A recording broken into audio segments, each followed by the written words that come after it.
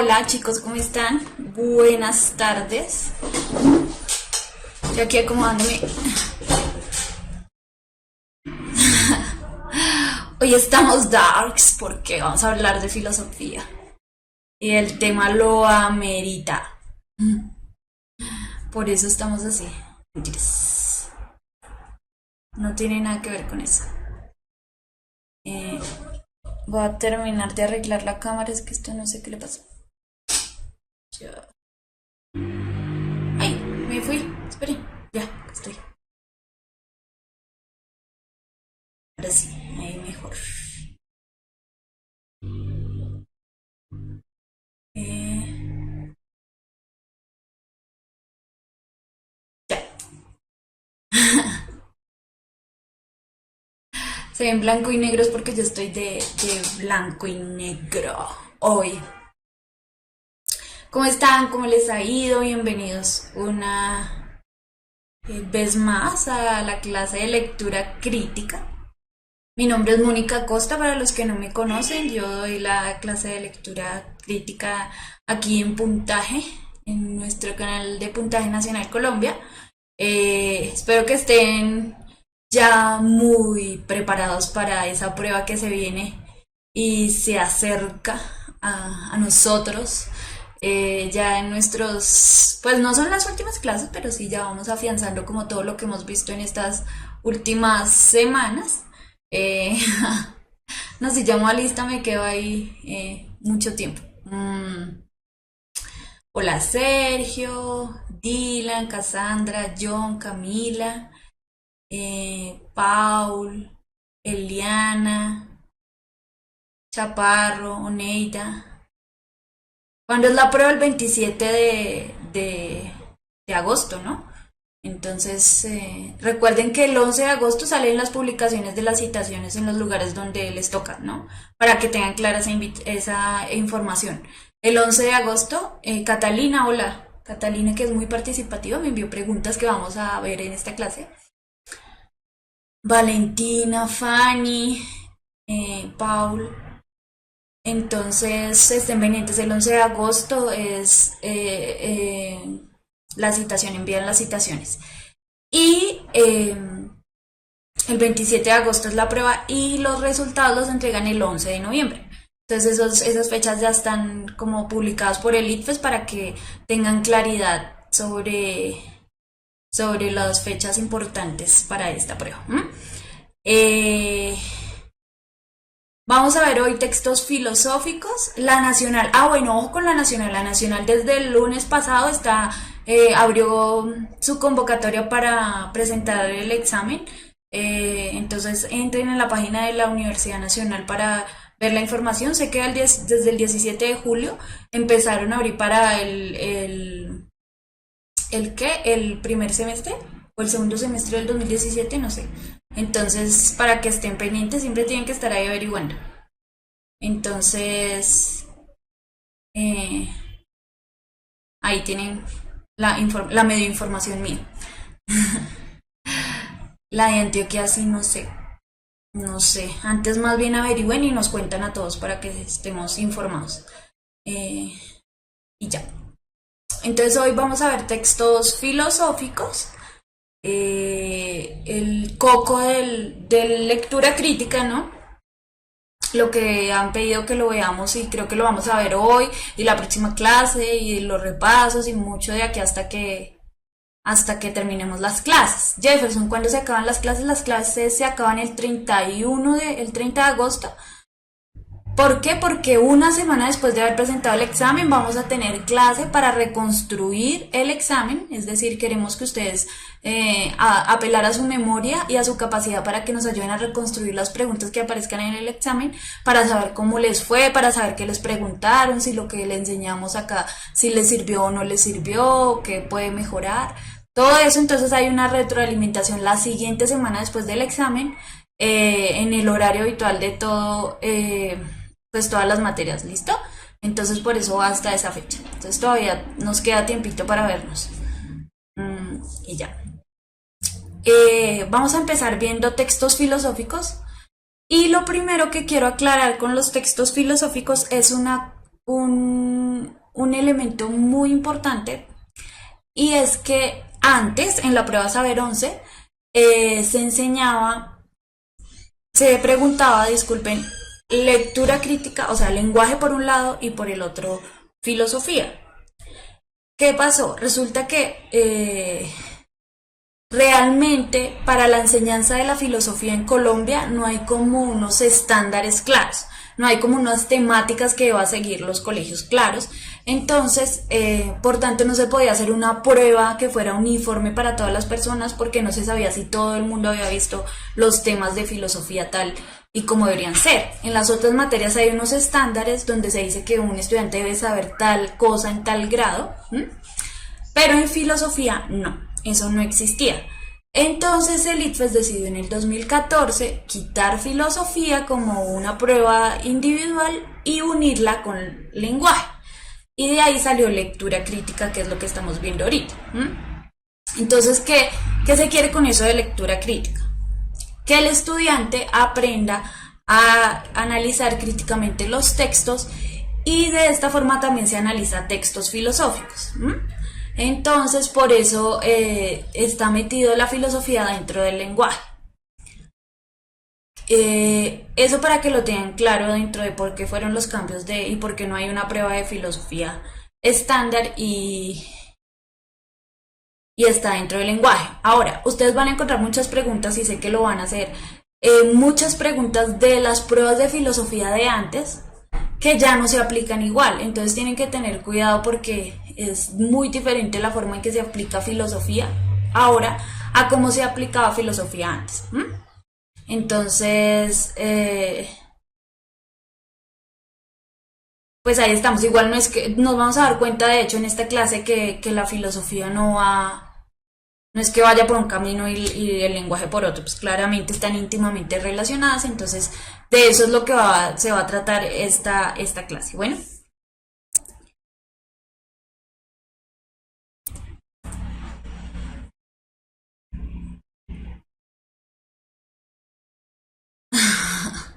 Fanny pregunta por el texto de Odín, si me acuerdo del texto de Odín de hace un año, era una pregunta abierta. Ojo, esa es otra información, este año no van a haber preguntas abiertas, eso ya se eliminó. El ITFES ya oficialmente sacó información, una publicación que decía que ya no va a haber preguntas abiertas. Entonces, no van a haber preguntas abiertas ni para ninguna materia, ni lectura, ni biología, ni química, ni física, ni sociales, ni nada. Entonces, eso. ¿Por qué? Creo yo, Cassandra, esta es una opinión personal, porque es muy difícil evaluar una pregunta abierta en los términos que ellos la querían evaluar, porque era como una pregunta cerrada, o sea, como las que usualmente tenemos, pero sin opciones. Y la calificación de eso llevaba mucho tiempo. Entonces, yo creo que no les funcionó. Entonces por eso no, supongo yo que la quitaron. Odín tuvo muchos problemas, pero ojo que Odín no era un texto filosófico, Odín era un texto literario de Borges. Entonces, de pronto la vemos en las clases de repaso, pero no. ¿Quitan preguntas, profe? No sé, yo creo que sí disminuye el número de preguntas, que eran dos, o sea, dos que eran las preguntas abiertas que usualmente se decían en las pruebas, dos preguntas abiertas por materia, entonces eso es lo que debe disminuir. Pero de resto, preguntas cerradas igual. Entonces ya, bueno, entonces vamos a comenzar. Cuando se trata de hablar de filosofía, lo que se quiere es conocer la historia de esta y cómo ha sido tratada por la humanidad. Entonces, ojo, cuando uno estudia filosofía, sí estudia las corrientes filosóficas, pero lo que se trata de estudiar la filosofía es estudiar la historia de esas corrientes filosóficas a través de la humanidad. Aquí en esta clase no vamos a aprender acerca de las corrientes filosóficas. Yo no me voy a poner a explicarles sobre las corrientes ¿Qué vas a ver? Aunque no sabe, corrientes filosóficas de Sócrates o del marxismo o de los presocráticos no, nada de eso. Porque eso no le interesa al ITFES. sino que el propósito es aprender a analizar el sentido del texto, su estructura y a reconocer cuál es el pensamiento que el autor plantea. Cuando yo digo que lo que queremos es ver, es conocer la historia de la filosofía, es conocer el pensamiento que se ha desarrollado a través de la historia por unos pensadores y unos filósofos tratando ciertos temas.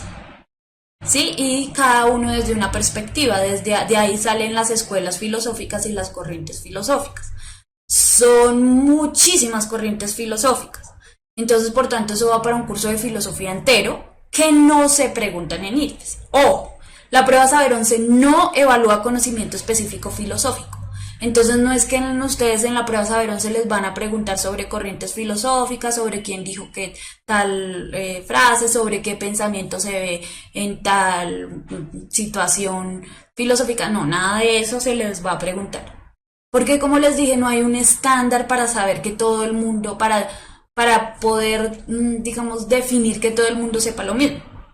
No todo el mundo sabe lo mismo en cuanto a filosofía de acuerdo con el Ministerio de Educación.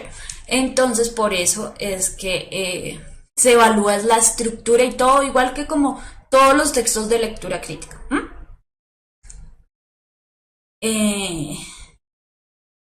Profe, en la Nacho sí preguntan corrientes filosóficas. De los exámenes que yo he visto, no. Específicamente corrientes filosóficas, no, creo que es lo que menos se trata. Si hay textos de sociales o hay un fragmento de alguna corriente, de algún texto filosófico, lo preguntan, pero como de estructura, pero así específicamente, no.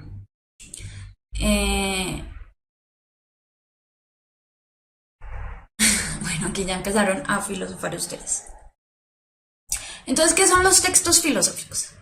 Los textos filosóficos no son un tipo de texto. Ojo, no es que haya un tipo de texto que se llame, una tipología de clasificación que se llame textos filosóficos. Los textos filosóficos están dentro de los textos argumentativos porque son textos argumentativos. Porque su propósito es presentar una tesis y defenderla a través de una serie de argumentos. En ellos podemos encontrar elementos estructurales como las definiciones, los ejemplos, las analogías, las citas de autoridad, las preguntas retóricas y otros. Todos estos elementos, todo esto que estoy nombrando son estructuras argumentativas y tipos de argumentación.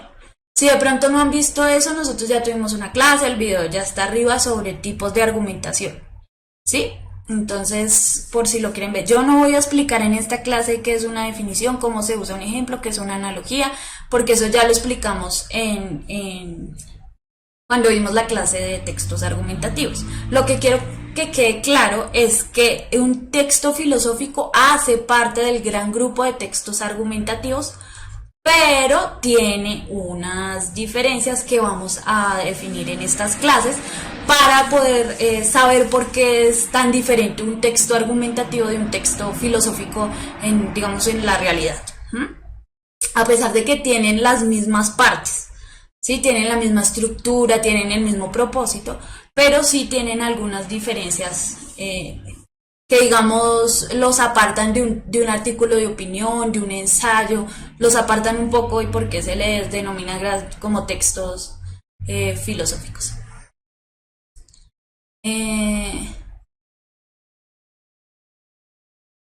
¿Qué estudia para que me vaya bien? Leer textos filosóficos. La única forma para que no le vaya bien en lectura crítica y en todo esto es leer.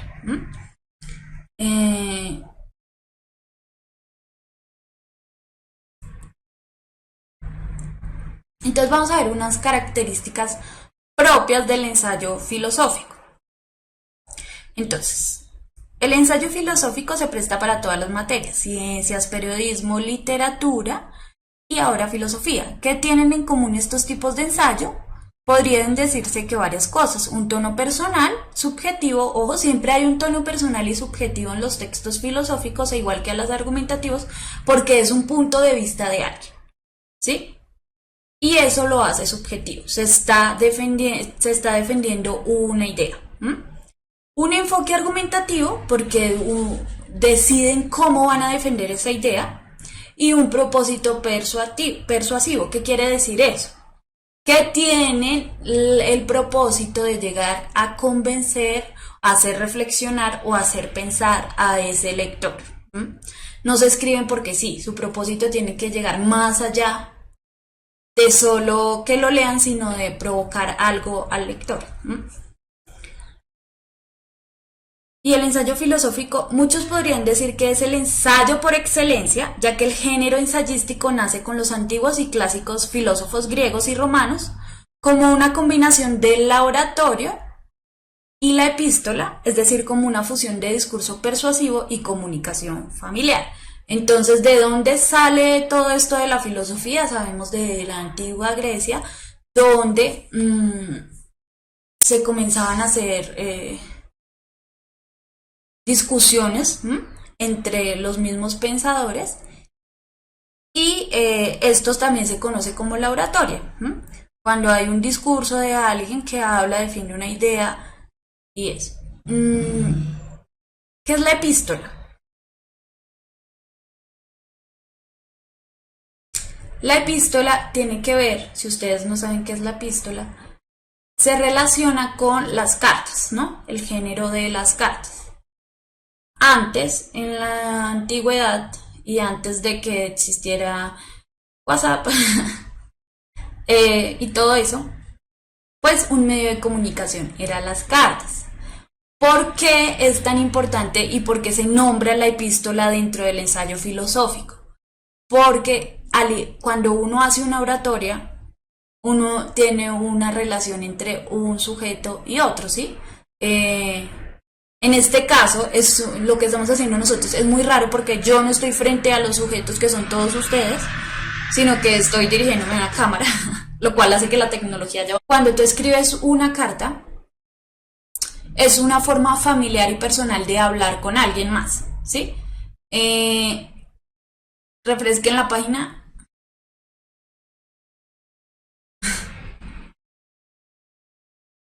Sí, como que se perdió la emisión.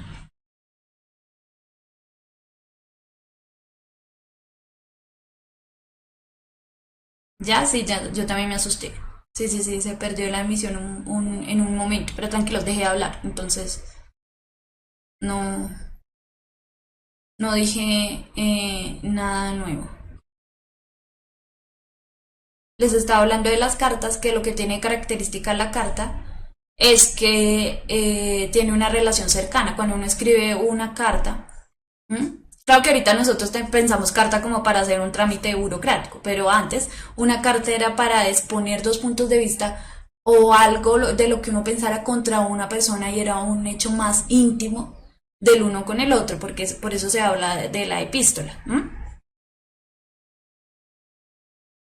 Ahora, aunque hoy el ensayo no se reduce al servicio de la filosofía, sin duda es fiel al ejercicio filosófico mismo, entendido como la práctica del discernimiento, es decir, como la puesta en acción de la inteligencia que reflexiona, medita, discurre.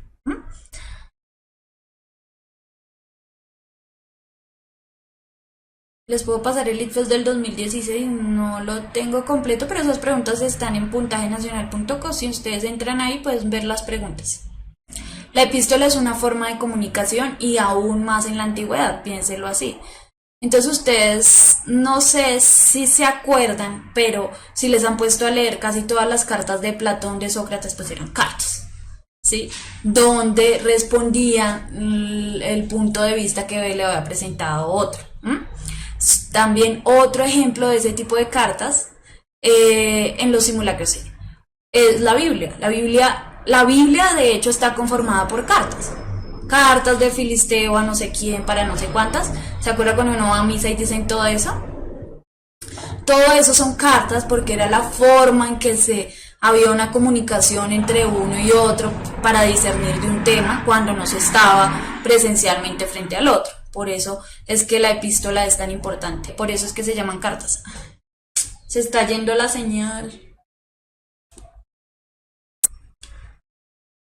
Ya, ahí vuelve. Gracias.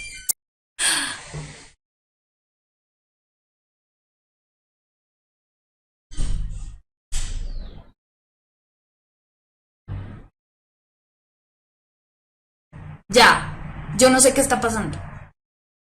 Alguien está bajando el taco o algo, pero se está yendo el internet, entonces. Pero tranquilos que yo me doy cuenta y no sigo la explicación. Entonces, no sé qué está pasando, no sé cuál es el. Algo del internet debe ser. Entonces, eh, a ver si podemos superar este problema técnico. ¿Mm? Profe, para estudiar en la filosofía en la Nacho necesita tener harto puntaje en lectura crítica. No, porque es que como la nacional no tiene en cuenta el ITFES como tal, porque tiene su propio examen, y dentro de su examen deben tener una medición de comprensión lectora, entonces no sé cómo será la puntuación ahí. Pero pues está bien para prepararse para la Nacho, porque como les dije, toda prueba y casi que todo en la vida es lectura. Entonces, eh, pues tiene sentido, digamos que prepararse en esto. Entonces, una de las cosas importantes que diferencia a los textos filosóficos de otro tipo de textos argumentativos es cómo se trata ese tema.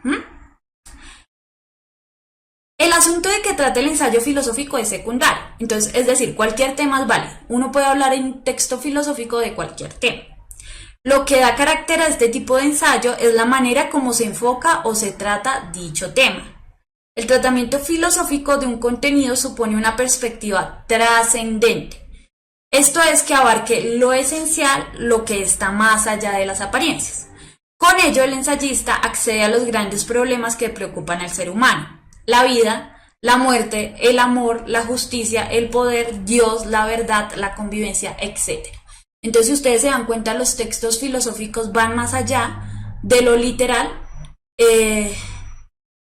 y van a lo que es lo trascendente. Y esa es una gran diferencia con los textos argumentativos. Tratan temas un poco más hacia lo trascendental y hacia lo intangible. Entonces, usualmente los textos filosóficos nos hablan de temas que no son, que no tienen una definición, digamos, radical ni propia, como yo poder decir que es un control. Entonces un control es tal porque sirve para tal cosa y sirve para cambiar canales y tiene botoncitos y todo eso. No. Yo no puedo definir así la vida, la muerte, el amor, la justicia. No. Entonces eso es lo que hace también que los textos filosóficos tengan una característica más allá. ¿Son considerados textos argumentativos? Sí, claro, están dentro de ese gran rango de textos argumentativos. Entonces, como una clasificación grande, textos argumentativos, subclasificación, texto filosófico. ¿Mm? Como decir subclasificación, texto filosófico, columna de opinión, editorial, ensayo, así. ¿Mm?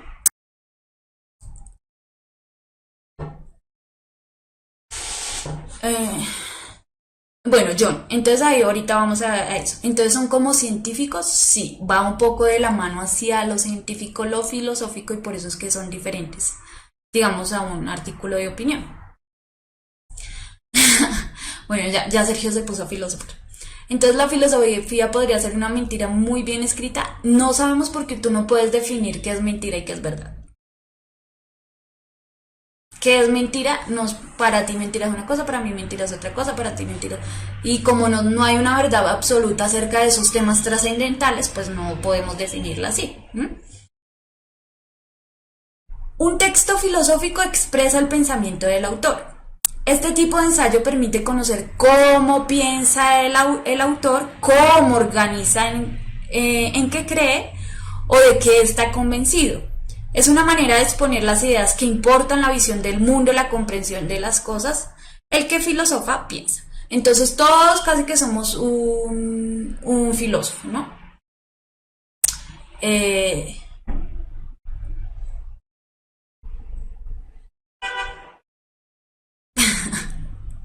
es que me puse, pues sí me toca ponerme filosófico porque estamos hablando de filosofía.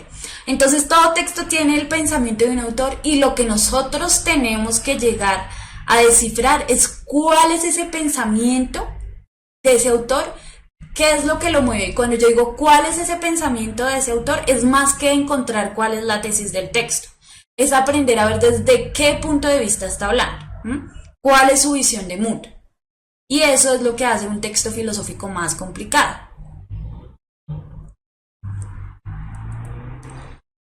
Y un elemento muy importante de los textos filosóficos y casi que es lo que lo diferencia en gran manera de otro tipo de textos argumentativos es la argumentación lógica. ¿M? El pensamiento filosófico opera casi como un lenguaje matemático. El orden y la relación entre las ideas deben ser sumamente claros y coherentes. El ensayista opta por una estrategia argumentativa según la exigencia del tema y también según su propia forma de pensamiento inductiva, deductiva o dialéctica. ¿Mm? Entonces, eso es lo que sucede con la argumentación filosófica que se relaciona con la argumentación lógica y ya vamos a ver unos ejemplos. Que su organización es más académica, ¿sí? Y tratan de evitar las falacias. Eso sería lo ideal, que en los textos filosóficos no hay falacias. No debería haber falacias, ¿no? Porque pues... ¿Por qué? Porque ellos, lo que quiere la filosofía es actuar como una ciencia. Y como ciencia quiere ser exacta. Y para ser exacta tiene que tener una metodología donde yo pueda decir, 1 más 1 es 2, ¿sí? Y esa sea la lógica en la que funciona el argumento. Entonces un poco lo que hace la filosofía es tomar ese lenguaje matemático, ese pensamiento matemático, para ponerlo al orden del lenguaje y poder sustentar una verdad. ¿Mm?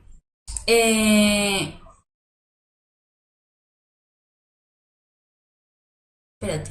Profe, estos textos filosóficos también citan otros autores o frases de ellos, claramente porque es una estrategia argumentativa. Entonces muchos textos filosóficos usan las estrategias argumentativas que vimos en textos argumentativos, pero también usan, y digamos que esa es su razón de ser y su característica principal, argumentos de lógica que hacen que su sustento se vea como un método científico, como dice Catalina.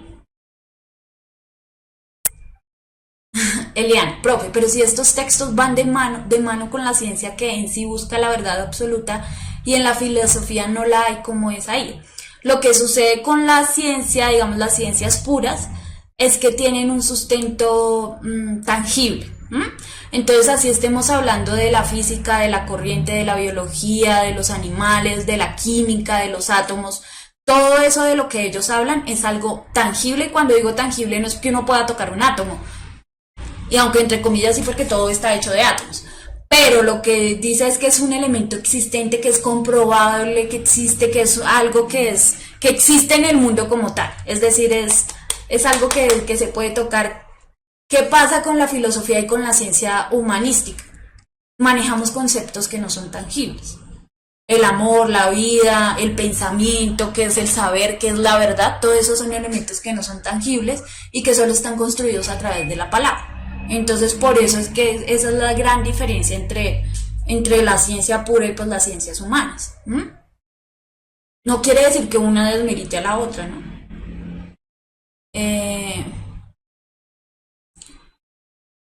Profe, ¿por qué siempre en la filosofía se estudia filósofos antiguos? Hoy día, ¿qué pasa con los filósofos? ¿Es verdad que muchos de hoy día solo toman comentarios anteriores y estudian?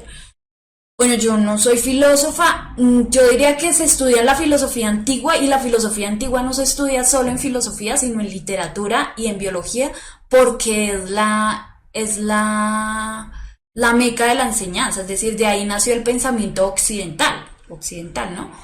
Entonces, por eso se toma ese pensamiento filosófico antiguo porque son las bases de lo que se ha construido hasta ahora. En la actualidad, yo creo que sí, claramente deben haber muchos planteamientos filosóficos, pero siempre se van a remitir a las bases, que es como volver a los maestros, ¿no? Lo que está consolidado y lo que está aceptado como una verdad y una experiencia más general por la humanidad. Yo creo que por eso, pero no sé la ciencia cierta por qué será. Profe, entonces la filosofía antigua no era una ciencia porque no era exacta. No es eso porque en ese entonces era la ciencia más digamos, acertada que había. Lo que pasa es que cuando uno empieza a hablar de ciencia exacta, lo está hablando desde el futuro, ya habiendo visto los errores del pasado y la comprobación del pasado. Pero en ese momento uno no sabe de aquí al, yo qué va a ser, 2040, dirán que nosotros éramos unos burros porque no sabíamos tal cosa. Y no estábamos cerca de la verdad, pero era porque en ese momento no se sabía o no había ese descubrimiento. Profe, en la dialéctica se haría un argumento de forma conversacional. Sí, ¿qué es la dialéctica? Entonces la dialéctica es entre eso en que uno habla con el otro, cuestiona su punto de vista y da ejemplos para que, como para voltear el punto de vista del otro. Eso es lo que más o menos sucedía en la dialéctica y en los diálogos. Por eso es que son tan famosos los diálogos de Platón. Porque más o menos es poner un punto de vista frente al otro. Yo cojo el punto de vista del otro, le doy la vuelta para poder demostrarle por qué el punto de vista mío es correcto y el de él no. Eh, Eso. Entonces, en cuanto a que es considerada como una ciencia, la filosofía, un conocimiento que investiga, desarrolla y establece los principios fundamentales, proveyendo los métodos necesarios para distinguir el razonamiento correcto del incorrecto, a través de todos estos procesos, la lógica pretende encontrar la verdad.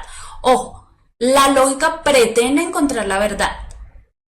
Y esa es la razón de ser de la filosofía. Si ya se supiera la verdad, pues ya no existiría filosofía, no existiría religión, no existiría nada. Pero todo eso es a tener un acercamiento a la verdad como tal, y la verdad pueden ser millones. Entonces por eso es que la filosofía entra a ser tan problemática y tan subjetiva. Y digamos que más allá de lo que se quiere, la filosofía es un análisis de pensamiento constante a lo largo de la historia, a lo largo de las circunstancias, sin llegar a encontrar esa verdad, porque como les decía, si ya se encontrara, pues no habría sentido seguir pensando sobre ella.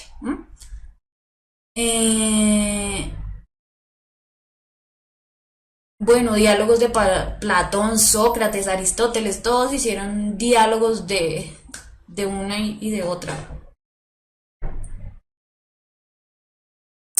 La mayéutica también, todos esos son corrientes de pensamiento. La introspección se podría considerar como un texto argumentativo, pues en el caso de que tú hables de ese tema, sí, pero el mismo hecho no, porque eso es algo que estás haciendo para ti misma. Es una forma de filosofar, pero no es un texto filosófico, hay una gran diferencia. Pues yo creo que la humanidad está buscando siempre la verdad universal, por donde sea, religiosamente, científicamente, por el pensamiento, todo siempre se busca encontrar una verdad universal y un significado del hombre en este mundo.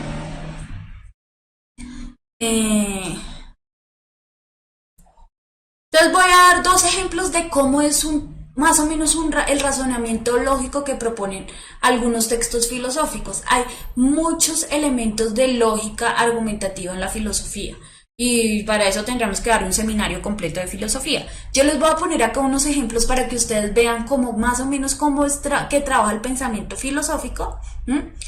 Y a partir de ahí entonces ya vamos a leer un texto filosófico y hacer un análisis de él, y que eso es lo que a mí más me importa.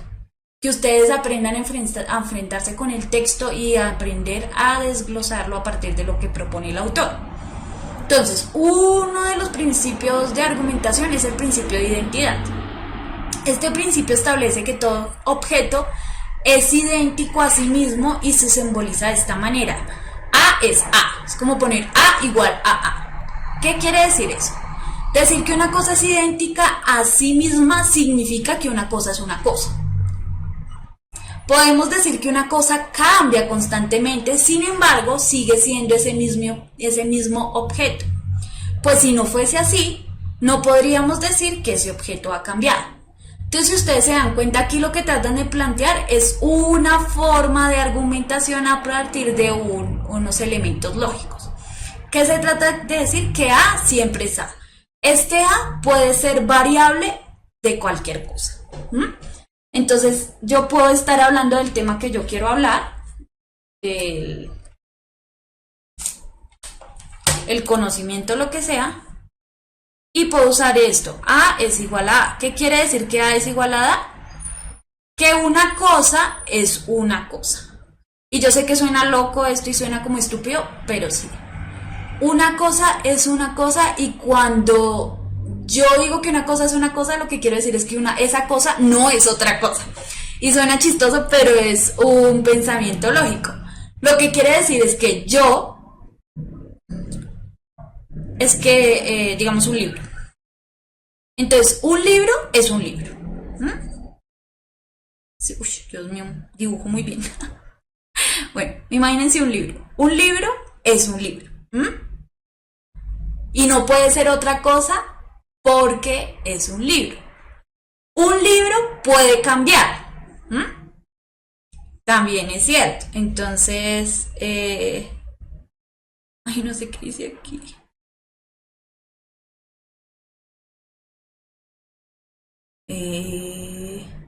Bueno, entonces hagámoslo así. Más fácil. Mónica es Mónica. Entonces Mónica es Mónica y Mónica no puede ser Natalia porque Mónica es Mónica. Esa es la lógica. Ahora, ¿qué pasa? Mónica puede cambiar. Entonces esta Mónica que ven hoy en 40 años no va a ser la misma Mónica. Ha cambiado.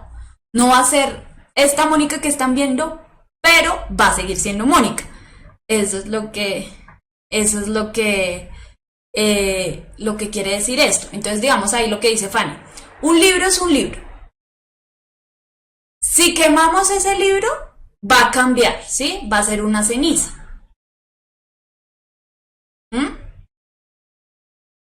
Pero hasta que no haya ese cambio, hay un cambio, va a seguir siendo un libro. Esos son los principios lógicos que trata ahí. Lo que se quiere decir es que no ha cambiado en su propia naturaleza.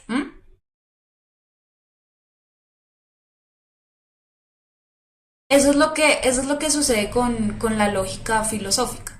Ahora, esto puede ser aplicado de otras maneras y supongo que habrá millones de textos con mucha más habilidad del principio de identidad de lo que yo estoy tratando de enseñarles a ustedes. Pero lo que yo quiero mostrarles acá es que lo que quiere haber es como un sentido lógico, como una metodología de la lógica para llegar a decir que algo es cierto o no. Por eso es que también se usa la deducción y la inducción, ¿cierto?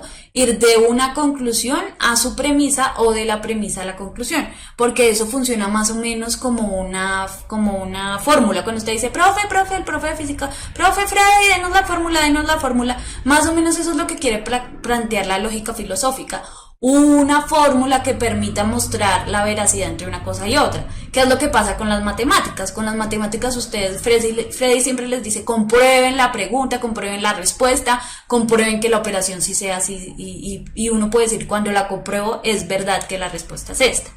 Eso es lo que trata de hacer la filosofía, solo que es mucho más difícil porque es con el lenguaje y con los conceptos. Y ustedes saben que eso tiene que eso da para mucho de acuerdo a cómo se ha asumido el concepto. Si ustedes les dan un 2, ustedes saben que 2 es un 2 y no se ponen a cuestionar que es un 2 para Chaparro, que es un 2 para Alexander y que es un 2 para Mónica. No, un 2 es un 2 para todos igual y ya. No hay esa confusión. Lo que pasa es que en filosofía sí es muy diferente, porque si yo voy a hablar de política, para mí política es una cosa, para Chaparro política es otra cosa, para Alexander política es otra cosa, y entonces ahí es cuando ya empieza hacer una cuestión subjetiva. Eso es lo que pasa con la filosofía y eso es lo que trata de la lógica llegar. El principio de no contradicción, quedó este rayón ahí. Este principio se enuncia diciendo: es imposible que algo sea y no sea al mismo tiempo y en el mismo sentido. En forma esquemática se puede simbolizar así. Es imposible que A sea B y no sea B. Por ejemplo, lo del libro. No es posible que un objeto sea un libro y no sea a la vez un libro. Es imposible pensar que el objeto pueda ser algo ahora y no ser ese algo después, pero no al mismo tiempo. Así lo que antes fue un libro puede ser ahora basura o cenizas, como decían por ahí. Yo puedo estar aquí ahora y no estar después, pero no al mismo tiempo. Entonces esto lo que quiere decir es que uno solo puede ser y estar una vez en un momento en el tiempo. Entonces yo puedo hacer otra cosa más adelante, pero en este momento soy esta cosa nada más y no puedo ser al mismo tiempo hoy y después, ¿sí? Es algo muy confuso, pero es un análisis así. Yo no puedo estar en dos lados al mismo tiempo. Es más o menos eso. Exacto, una oruga más adelante será una mariposa, pero no una oruga. Está bien el ejemplo de Kevin.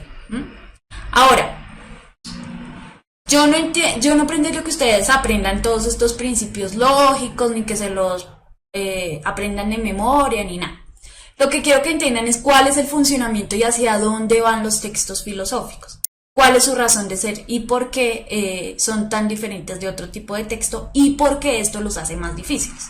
Esas son las cuestiones. Entonces estos son solo dos ejemplos de lógica filosófica que se usa para comprobar una verdad a partir de unos argumentos. Linda, de ahí dice que la frase de un filósofo que nadie se baña, Heráclito creo que es, que nadie se baña dos veces en las aguas de un mismo río. Entonces uno nunca se baña en el mismo río. Nunca es la misma agua, nunca es el mismo momento, nunca es la misma persona, nunca. Entonces ese es el tipo de lógica de los textos filosóficos que se usan ahora, que se usan para llegar a comprobar una verdad. Eso es lo que pasa con los textos filosóficos. Entonces vamos a leer este texto filosófico y cogí el micrófono para aprender a practicar. ¿Cuál es la mejor forma de entender filosofía? Pues digamos, si no queremos ser especialistas en el tema y tampoco todos nos vamos a poner a estudiar todas las corrientes filosóficas. O sea, a mí no me sirve de nada que ustedes se memoricen quién hizo tal, qué, en qué año y qué significa tal corriente, si no son capaces de diferenciar cuál es el tema del texto filosófico, qué se está diciendo, cómo se está asumiendo un concepto, todo eso. Entonces, por eso es importante aprender a practicar, y si ustedes quieren que les vaya bien, lo que más tienen que ponerse a hacer es a leer textos filosóficos y a desglosarlos. Entonces este me lo envió, por acá lo tengo, Miguel Mendoza, que yo no lo veo por ahí, pero me envió un texto filosófico, y textos filosóficos hay 1000, o sea, yo tengo como 10.000 para trabajar. Vamos a leer este para analizarlo, y ahí tiene algunas preguntas tipo saber, y después vamos a revisar otras preguntas que nos envió Catalina, que ya son otro tipo de preguntas filosóficas que se trabajan ahora y se trabajaban antes. Miguel, hola, ¿cómo estás? Entonces ahí está el texto. Entonces vamos a leer este texto y de ahí vamos a aprender a desglosar. Entonces, este texto yo me di cuenta que es un fragmento de un ensayo más grande. Entonces, pues eso es lo que pasa con lo que usualmente pues sucede con la prueba, ¿no? No van a poner todo el tratado de Sócrates ni todo eso porque es muy grande. Entonces lo que hacen es poner un fragmento de algo y a partir de ese fragmento es que nos vamos a ceñir. Entonces, bueno, Cassandra ya nos lleva una lectura de ventaja, entonces vamos a leer el texto. Dice: fenómenos, conceptos e ideas sobre la felicidad. Aunque hayamos reconocido cierta unidad al campo de la felicidad, ello no implica el carácter unívoco de sus contenidos, sino más bien la diversidad irreductible de los mismos. Voy a hacer un paréntesis ahí. Antes de que empiecen a preguntar qué es unívoco y otras palabras que van a aparecer en este texto, yo los invito a que no se frenen por no entender una palabra, sino que avancen y traten de entender el sentido general del texto. Ya después de que ustedes entiendan el sentido general del texto, estas palabras no van a ser tan importantes. Entonces, eso quería. Cierro paréntesis. Sino más bien la diversidad irreductible de los mismos. Al modo como los suponemos que la felicidad solo se realizase a nivel etológico genérico, esta solo puede definirse frente a la infelicidad como el goce se define frente al dolor físico. En este sentido, la felicidad sería identificada con la fegiato, el acto de mamar del lactante de pecho de su madre. O, como diría Heráclito, con los bueyes que comen guisantes. Estos fenómenos felicitarios serían así genéricos a hombres y animales. ¿Sí me salté un renglón? Yo también sentí que me salté un renglón. ¿Cuál me salté? Al modo como los ejércitos... sí. Al modo como los ejércitos que se enfrentan en el campo de batalla son irreductibles los unos a los otros. ¿Sí ven? Es porque yo los estaba poniendo a prueba. Entonces, voy a leer otra vez porque yo sentí que me salté, pero es que se me revuelven las líneas. Ahora, otra vez, no hagan eso en la prueba.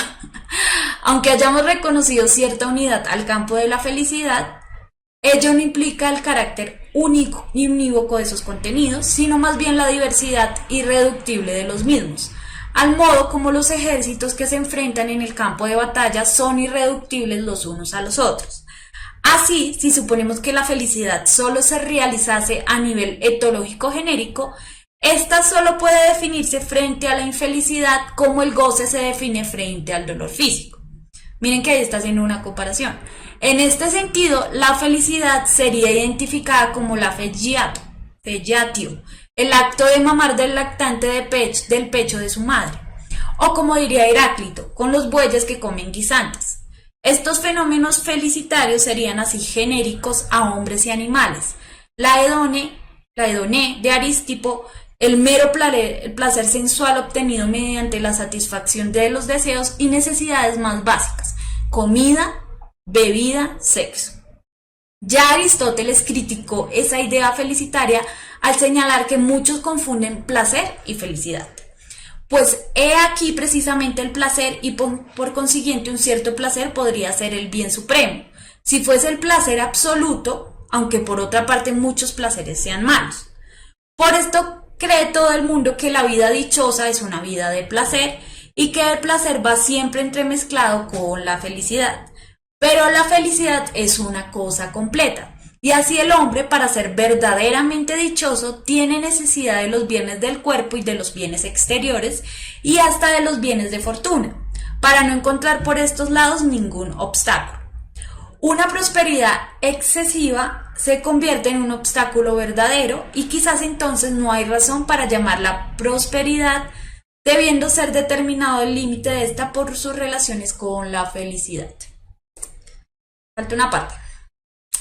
Y si bien es cierto que tratamos de la felicidad que hemos definido diciendo que es el acto de la virtud en una vida perfecta, pero la virtud se refiere esencialmente al placer y al dolor, y por consiguiente es imprescindible hablar del placer, puesto que sin placer no hay felicidad. La Gran Moral, libro 2, capítulo 9. El placer no es meramente lo físico, sino que está referido a la vida contemplativa, la misma que sentía el matemático Teeteto en el diálogo homónimo de Platón al entregarse al estudio de las matemáticas y la contemplación de sus principios eternos. Son placeres ya moldeados, conceptualizados. También se pretendía que nunca el conocimiento produce placer. Este es un nuevo error porque los operarios que preparan las comidas, las coronas de flores, los perfumes son agentes de placeres. Es cierto que las ciencias no tienen ordinariamente por objeto y por fin el placer, pero obra siempre con el placer y nunca sin el placer. Entonces esto de Aristóteles, La Gran Moral, libro 2, capítulo 9. En definitiva, Aristóteles entiende el placer como algo teórico, no meramente físico, lo que excluye de esta manera la posibilidad de hablar de felicidad entre los animales. La felicidad o la infelicidad es algo que desborda la mera sensación de bienestar o malestar. Así concluye Sócrates su intervención en el Fileo de Platón. La mayor parte de los hombres, refiriéndose a ellas como los adivinos a los pájaros, juzgan que los placeres son el resorte principal de la felicidad de la vida y creen que el instinto de las bestias es una garantía más segura de la verdad que los discursos inspirados por una musa filosófica. ¿Qué tal la belleza de texto filosófico? Edwin, profe, pero ¿cómo así? O sea, el placer absoluto no es felicidad. ¿Qué dice el texto? Entonces, ¿qué nos encontramos aquí frente a un texto? Primero, nos está hablando de conceptos intangibles de nuevo. Nos está hablando de felicidad, nos está hablando de placer, nos está hablando de la infelicidad, nos está hablando de del dolor, nos está hablando del ser humano frente a la felicidad. ¿Qué pasa con la forma en que está puesto el texto? El texto, si ustedes se dan cuenta, parece que repite tanto los conceptos como lo ha visto uno del otro y plantea uno frente al otro, que eso es lo que hace que un texto filosófico sea tan confuso. ¿Dónde está está en este texto? Bueno, ya vamos a verlo. Vamos a ver si está en este texto. Lo que yo le mostré son ejemplos. No quiere decir que en todos los textos va a haber esos principios lógicos, ¿no? Hay muchas formas de argumentar en ese sentido. Lo que toca es aprender a analizar el texto. Entonces, lo primero, que creo que es la pregunta más fácil que les voy a hacer, es de qué trata el texto, de cuál es el tema del texto. Entonces, todas esas preguntas que me están haciendo me parece muy bien, es lo que necesitamos, a lo que necesitamos llegar. Entonces, ¿cuál es el tema del texto? Entonces me dice diferencia de placer y felicidad. No, ese no es un tema. Felicidad, el placer, felicidad. Sobre la felicidad y sus derivadas, la felicidad. Placer es la felicidad. La felicidad para el hombre. Muy bien, Karen. Eso es. No es solo la felicidad, es la felicidad para el hombre. Porque se está relacionando la felicidad con el ser en el hombre. Entonces eso es lo primero que tenemos que identificar. Entonces aquí digamos que es más claro el tema. El tema es la felicidad para el hombre. ¿Qué es la felicidad para el hombre? Esa es la primera pregunta que uno tiene que responder en ese tipo de texto. ¿Cuál es el tema? Ahora, una cosa es entender el tema y otra es entender cómo se está tratando el tema. Entonces, una de las preguntas, sí, también se relaciona con los animales, pero esa relación se hace con el fin de demostrar cuál es la felicidad para los hombres. Eso es lo que quiere definir ese texto. Ahora, una de las cosas más importantes que ustedes deben de tener en cuenta al momento de enfrentarse a un texto como este es que tenemos que entender la felicidad o el concepto del que se esté hablando de acuerdo a cómo nos están diciendo en este texto. O sea, a mí no me importa, suena feo y lo voy a decir así, pero a mí no me importa que sea felicidad para ustedes. Y a ustedes tampoco les tiene que importar durante la lectura de este texto y durante la lectura de esta prueba. ¿Por qué? Porque les digo eso, porque no tienen que dejarse llenar de sus propios pensamientos al momento de enfrentarse con un texto filosófico, porque las preguntas deben estar enfocadas a lo que piensa este autor, no a lo que piensan ustedes ni la concepción que ustedes tienen de la felicidad. No quiere decir que tienen que estar de acuerdo con solo que tienen que aprender a pensar como esta persona, identificar cómo piensa esta persona para responder las preguntas. Solo para responder las preguntas. De ahí para allá, si ustedes se sienten identificados o no, no es problema de Litfes ni de nada. Pero eso es lo más importante que ustedes tienen que hacer al enfrentarse a un texto filosófico. Entonces, lo que pasa es que la pregunta grande de este texto es, entonces, ¿qué es la felicidad para este autor? Y es ahí cuando empieza el revuelto y cómo nos define qué es la felicidad y por qué y cómo llega a esa conclusión. Entonces hagamos más o menos un recorrido a lo largo del texto. Entonces, aunque hayamos reconocido cierta unidad al campo de la felicidad, ello no implica el carácter unívoco de sus contenidos, sino más bien la diversidad irreductible de los mismos, al modo como los ejércitos que se enfrentan en el campo de batalla son irreductibles los unos a los otros. ¿Qué nos quiere decir ese primer párrafo? Aunque hay cierta unidad en el campo de la felicidad, esto no quiere decir que sea inequívoco, ¿sí? Que no se equivoque o que no haya otra forma, no hay una sola felicidad, mejor dicho. Yo no puedo definir la felicidad como una sola cosa. Eso es lo que está diciendo este texto. Así suponemos que la felicidad solo se realizase a nivel etológico genérico. No tengo ni idea qué me quiere decir con etológico, pero puedo pensar que me está hablando de genérico cuando uno le dicen es que ese medicamento es genérico, quiere decir que es general para todo, es el más general. Esta solo puede definirse frente a la infelicidad. ¿Cómo se define frente al dolor físico? Entonces, ¿cómo empieza a definir este autor la felicidad? La empieza a definir a través de su opuesto, ¿sí? Entonces, ¿qué es la felicidad? Lo que no es la infelicidad. ¿Qué es el goce? Lo que no es el dolor físico. Eso es lo que quiere decir el autor de este texto. Así nos está definiendo en un principio la felicidad, ¿sí? Hasta este momento.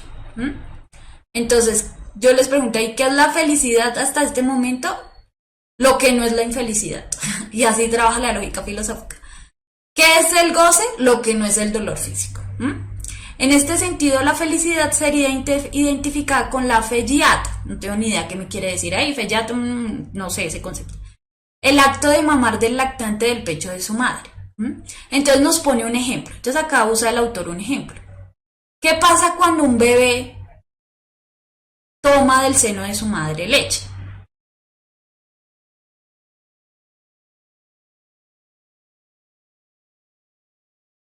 Si no confundan etología con etiología.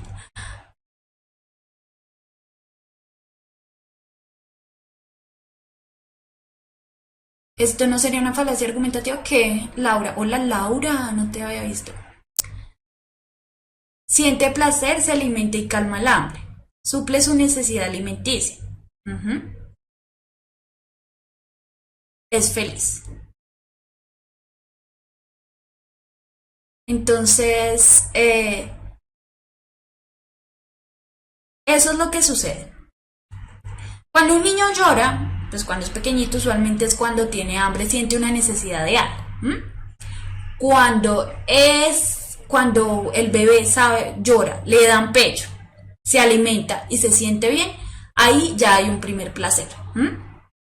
Que dicen, y esto ya es algo que ustedes no tienen que saber, pero es como una de las primeras máximas psicológicas, no, del pensamiento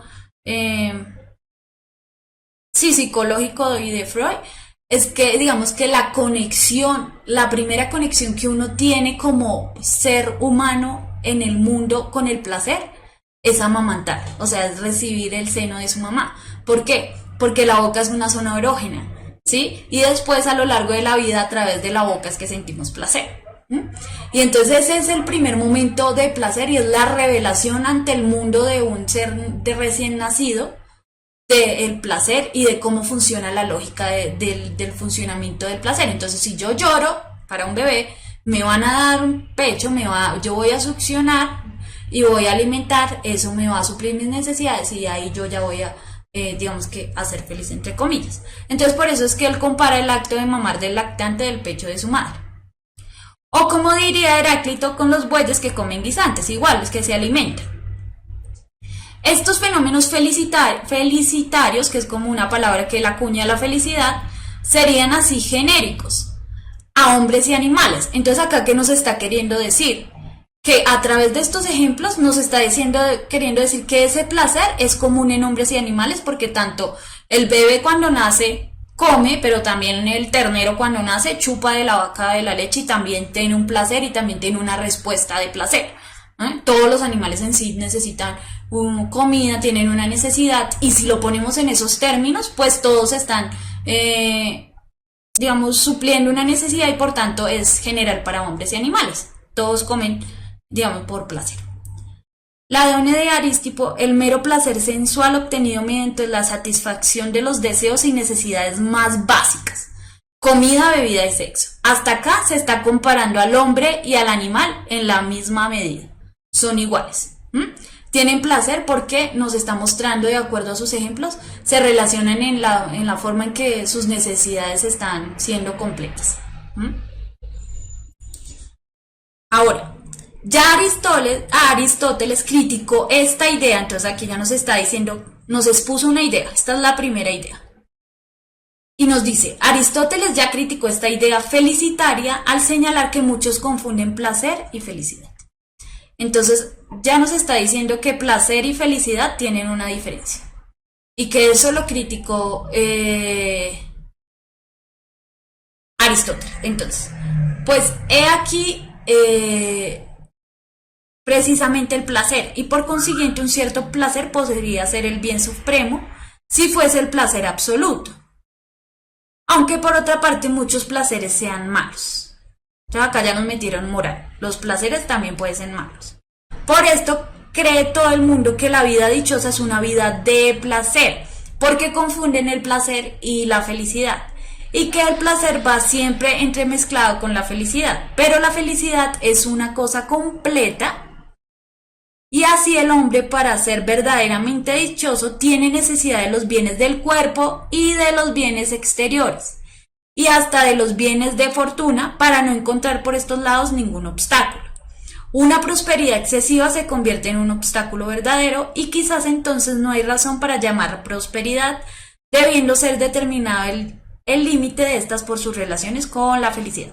Entonces aquí yo la pregunta que podría formular es, ¿cuál es la diferencia entre placer y felicidad de acuerdo con Aristóteles? De acuerdo con este párrafo, ¿cuál es la diferencia entre placer y felicidad? Ya sabemos que hay una diferencia. ¿Cuál es esa diferencia? Esteban Sánchez dice, la felicidad es completa. Natalie, la felicidad es completa. Laura, la felicidad es completa. Pero placer no implica felicidad. Entonces, de acuerdo con Aristóteles, no. ¿Por qué? Porque el placer no es...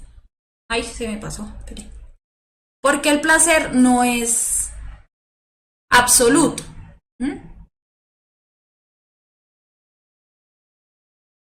La felicidad es una cosa completa, ¿sí? Que permanece, que es. En cambio, el placer es un momento de acuerdo con lo planteado con Aristóteles. Veámoslo en los términos de lo que dijeron del amamantar a un bebé. Cuando uno come o amamanta a un bebé, se llena, pasa un tiempo, va a volver a sentir hambre, va a volver a necesitar un placer y ya va a dejar de sentir en ese momento felicidad. En cambio, lo que quiere decir Aristóteles es que la felicidad es absoluta, la felicidad es un momento más completo que el placer. El placer es algo instantáneo, momentáneo y basta y se queda ahí. No, Laura, no es una falacia argumentativa porque no está diciendo nada falso, ¿sí? Está haciendo, es no sé cómo llamarle a esto, como poner dos contrarios para demostrar, ¿no? Y eso es una lógica filosófica. Entonces decir, sí, yo sé que suena tonto, pero es una forma de mostrar la lógica y de demostrar conceptos, sobre todo intangibles. Suena estúpido en lo tangible, pero es más lógico en lo intangible. Entonces es como una comparación lógica, porque claro, decir Mónica es Mónica porque no es Laura, pues suena tonto, ¿sí? Pero la felicidad es felicidad porque no es infelicidad, ya tiene otro concepto. El placer es placer porque no es dolor, ya le supone a uno un pensamiento porque es algo más abstracto. Es por eso que no es una falacia. Eso. Entonces aquí ya definimos dos cosas. En un principio se creía que el placer era la felicidad y por eso mismo, porque se suplía una necesidad como lo hacían hombres y animales. Pero Aristóteles dice no. Hay gente que confunde placer y felicidad y eso no puede ser porque el placer es solo un momento, es solo un instante y además porque pueden haber placeres malos.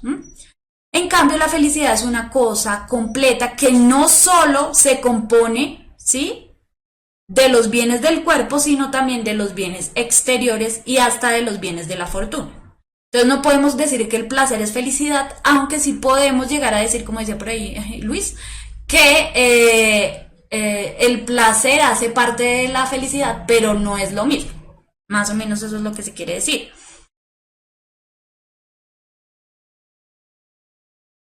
Entonces ahora sigamos. Y si bien es cierto que tratamos de la felicidad que hemos definido diciendo que es el acto de la virtud en una vida perfecta, pero la virtud se refiere esencialmente al placer y al dolor, y por consiguiente es imprescindible hablar del placer, puesto que sin placer no hay felicidad. Entonces, aunque el placer no es felicidad, la felicidad sí necesita del placer. ¿Entienden la lógica? Lo que decía Luis Fernando.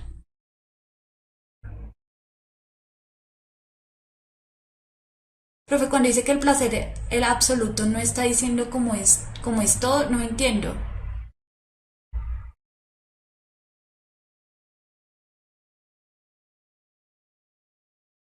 No, pues porque ahí Paula ahí está metiendo, no sé, una cosa moral, ¿qué puedo decir? La sexualidad o cualquier cosa. Pero digamos que ahí no está, no hay una definición concreta de qué es lo que nos está queriendo decir con placeres malos. Ahora, ¿qué nos está queriendo decir aquí? Sin placer no hay felicidad. O sea, la felicidad se compone de placer, pero el placer no es felicidad en sí mismo, ¿sí?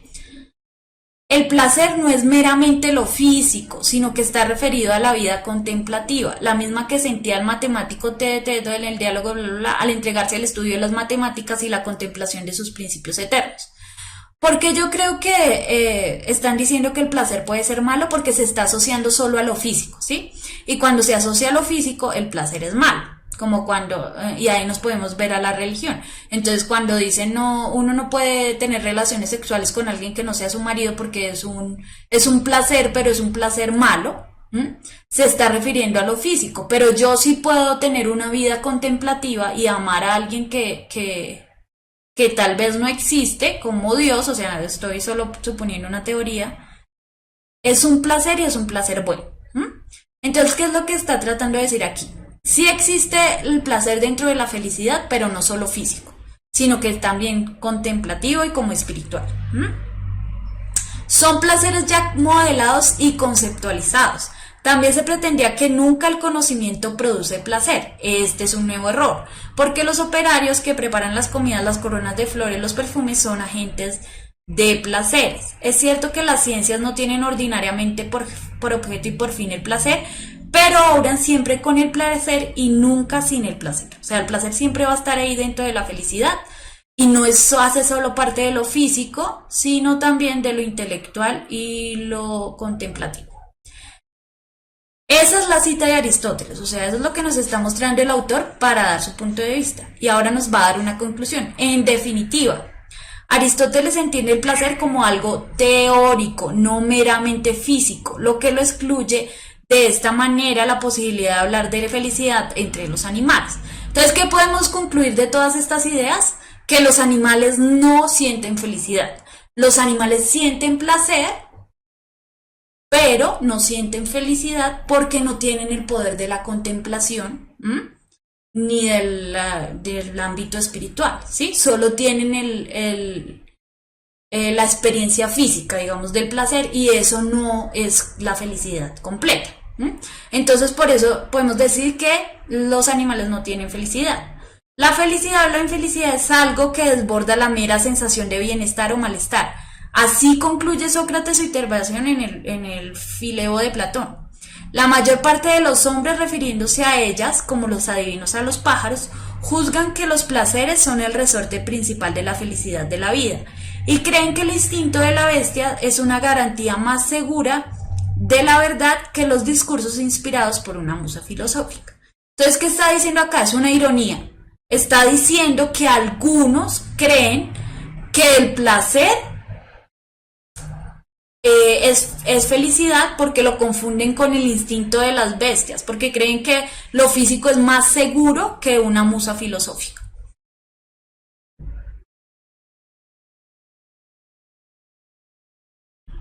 Ojo, esto es lo que está diciendo desde el punto de vista de este autor que se me olvidó poner ahí, que creo que se llama Gustavo algo, eh, desde el punto de vista de este texto. ¿Mm? Ya, así de sencillo. Entonces, ¿qué hicimos acá? ¿Qué pasa con el sexo de acuerdo con lo que dice este texto?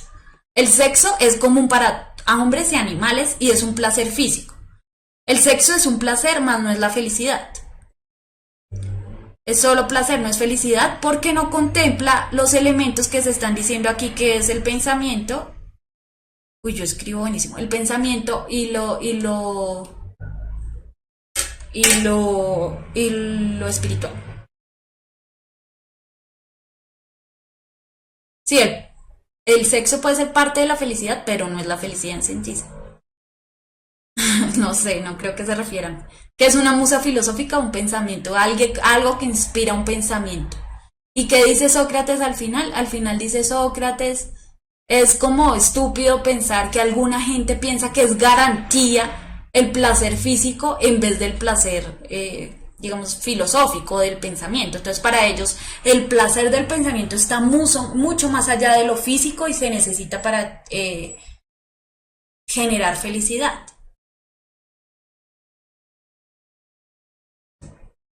Entonces ahí nos vamos dando cuenta cómo debemos ver el análisis de los textos filosóficos. Ay, Dios mío, ¿ya es esa hora? No, yo creo que ya no hubo break. Les tocó pensar. Entonces, vamos a responder unas preguntas de este texto y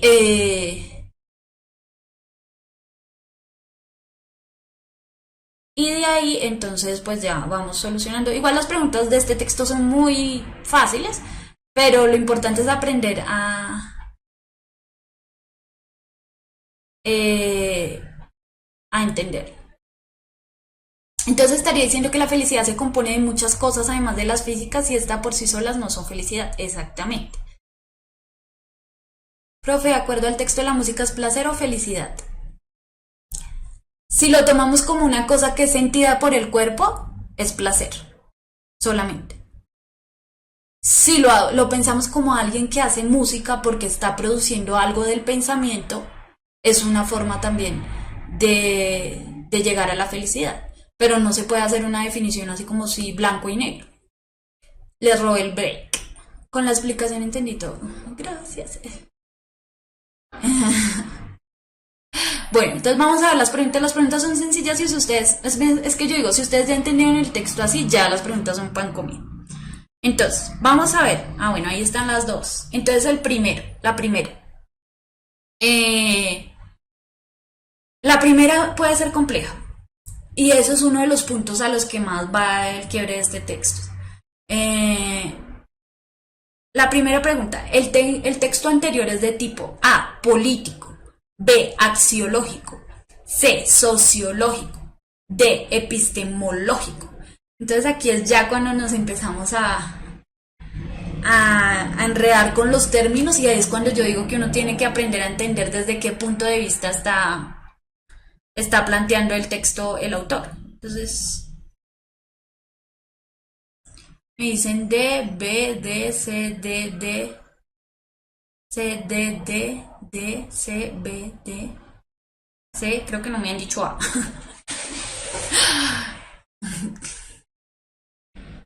eh,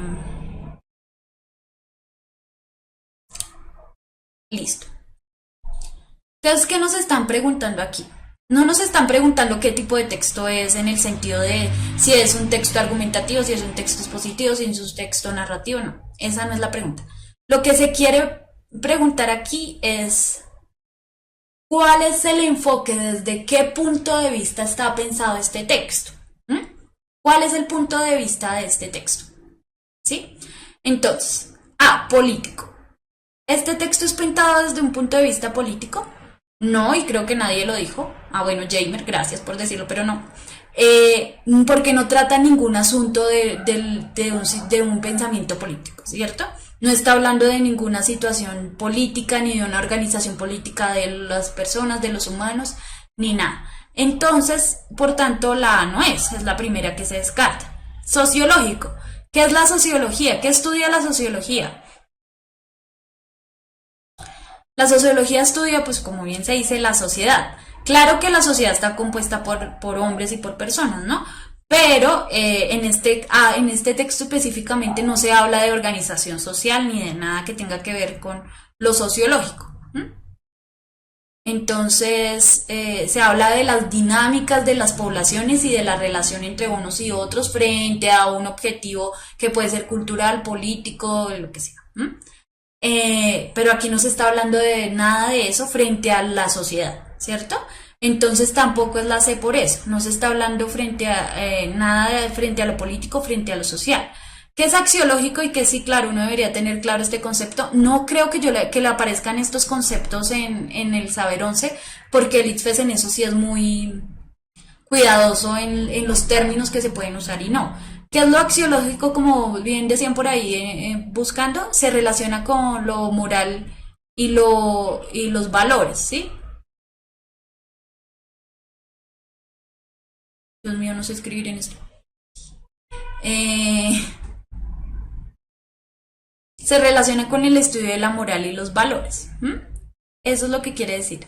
Ahora, aunque sí se habla de algo bueno y malo, dentro del texto no se define en sí qué es lo bueno y qué es lo malo, ¿sí? No se habla de nada moral e inmoral. Se define lo bueno y lo malo, que por ahí hacían la pregunta entre que lo bueno es del pensamiento, un placer bueno, y lo malo es el placer físico, pero no hay una regla general de valores para decir que tal cosa es un valor o no. Entonces por eso no es la opción B. La opción correcta es la D, porque es la D. Lo epistemológico es el estudio del pensamiento del hombre. Y en ese sentido, la filosofía, casi que todo lo que tenga que ver con filosofía es epistemológico, porque está hablando sobre el pensamiento y sobre lo que significa la felicidad para el hombre. Entonces, por eso la opción correcta es la D. Desde un punto de vista epistemológico. Se relaciona con el conocimiento, el pensamiento de los hombres. Entonces, es la D. Ahora la 2. Si me respondió la 2, vuélvame a responder porque no estaba poniendo claro. 2. Por la presentación del contenido se puede decir que el texto anterior es una reseña, una síntesis, una hipótesis, un ensayo. Yo tengo una letra hermosísima y más en este aparato que hasta ahora estoy aprendiendo a manejar. Entonces 2B, 2B, 2B, 2B, 2B.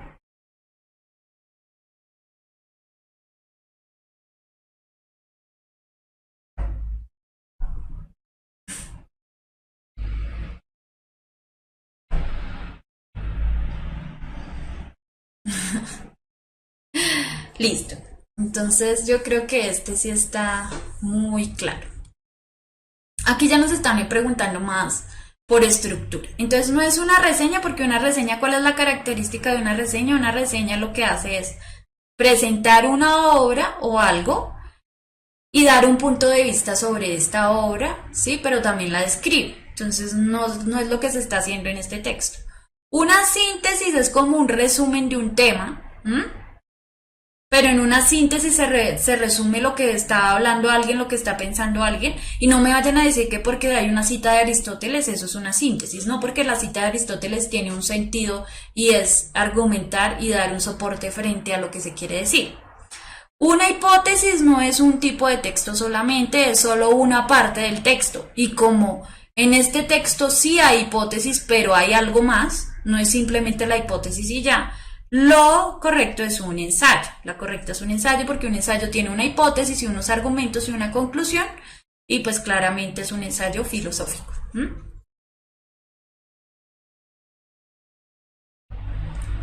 Entonces, pues claramente la correcta es la B. Y veamos esta, que es la última y dice: el título empleado es de carácter. Entonces ya les voy a mostrar el título. A. Expresivo porque no aporta información, evoca hechos que se presuponen conocidos. Informativo porque explica el contenido y su relación con su contexto y la actualidad. C. Apelativo porque utiliza un lenguaje para llamar la atención sobre un hecho sobre el que se informa. Y D. Temático porque enuncia el tema de la información y no permite identificar el contenido. Entonces esperen, les muestro el título del texto. Fenómenos, conceptos e ideas sobre la felicidad. Chaparro, no es la hipótesis porque la hipótesis es una parte de un texto argumentativo, ¿sí? Pero el texto filosófico no es solo la hipótesis, o sea, el texto que leímos no solo dice la felicidad es solo humana porque se restringe solo a placeres físicos y de pensamiento, eso sería solo la hipótesis y ya, sino que aquí nos están dando toda una argumentación frente a esa hipótesis. Es solo una parte, entonces por eso no es correcto. En cambio el ensayo sí aborda todo lo que es el texto. Ya muestro las preguntas. El título empleado es de carácter A. Expresivo porque no aporta información, evoca hechos que se presuponen conocidos. B. Informativo porque explica el contenido y su relación con su contexto y actualidad. D. C. Apelativo porque utiliza un lenguaje para llamar la atención sobre un hecho sobre el que se informa. D. Temático porque enuncia el tema de la información y no permite identificar el contenido. B, B, B, B, D, B, B, D, C.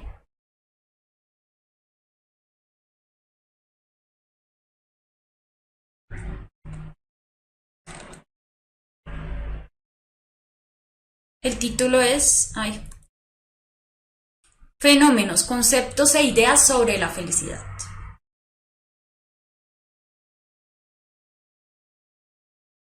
Fenómenos, conceptos e ideas sobre la felicidad. Bueno, A. Expresivo porque no aporta información, evoca hechos que se presuponen conocidos, no. No es como un texto filosófico que nos pone, literario que nos pone cualquier título y puede ser cualquier cosa, no. Si nos aporta información, nos dice que va a hablar de la felicidad. Evoca hechos que se presuponen conocidos, tampoco, no se evoca ningún hecho en este título, por tanto la A no es correcta. B. Informativo porque explica el contenido y su relación con su contexto y la actualidad, no. Puede que hable del contenido, pero no explica cuál es su contexto y la relación con la actualidad, ¿cierto? Eso parece más de una noticia. C. Apelativo porque utiliza un lenguaje para llamar la atención sobre un hecho, pues la verdad a mí ese título no me llama la atención de nada, me hace es como sobre el que se informa. Cuando es un texto que llama la atención, tiene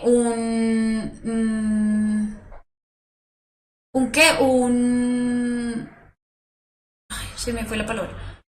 Digamos que no es tan informativo ni definitivo y lo que hace es dejar que el lector dude para que la persona llame la atención y quiera leer el texto. D. Temático porque enuncia el tema de la información y no permite identificar el contenido. Yo diría que es la D porque enuncia el tema de la información, nos permite decir eso y no permite identificar el contenido. Es un poco rara esa parte. Digamos que para mí eso es lo que hace la pregunta rara y no diría que estás totalmente correcta, pero es la más correcta de las cuatro. Porque sí permite identificar el contenido. ¿Qué no permite identificar? Pues la forma en que va a ser tratado ese contenido.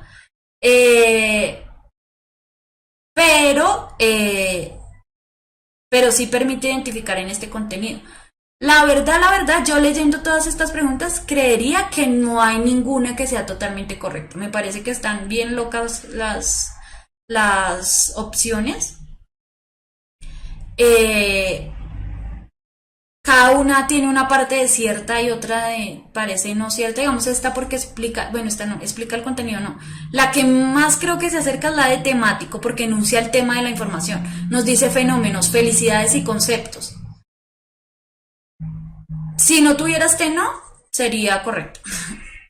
Para mí está como ahí entre lo bueno Y lo malo, me parece que estaba mal hecha esta pregunta, pero si tuviera que dar una respuesta correcta, diría esta que es la más cercana.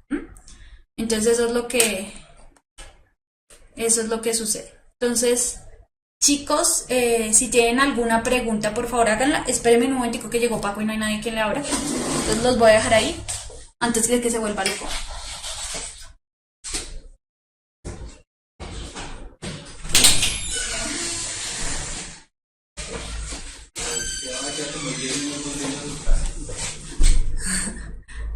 Ya volví. Entonces, para despedirme apropiadamente, como lo debe ser. Yo sé que esto puede causar muchos dolores de cabeza a los textos filosóficos. La próxima clase vamos a seguir practicando textos filosóficos. Acá tengo preguntas que nos envió Catalina García. Entonces, Catalina, la próxima clase vamos a empezar con tus preguntas, que aquí están. Y también vamos a seguir practicando con textos filosóficos que me parece que no son, digo, que la práctica con textos filosóficos es la manera más apropiada de, de aprender a desglosar los textos. Laura, tus preguntas también van a estar en la próxima clase. Hubo gente que me envió otras preguntas, pero que no tenían que ver con lo filosófico, entonces esas van para el repaso. Entonces en agosto van a haber 2 clases de repaso, entonces esas van para el repaso. No es que no las haya tenido en cuenta, ¿listo? Y así vamos a ir analizando los textos filosóficos. Después de esto también vamos a ver un poco de... se me olvidó. Conectores lógicos, porque eso nos ayuda también a ver cómo están organizadas las partes de los textos. Y ya, y seguimos también con lo filosófico. La próxima clase seguimos con lo filosófico, porque tenemos que abordar más cosas. Si pueden enviar más cosas a lecturacrítica@puntajenacional.co y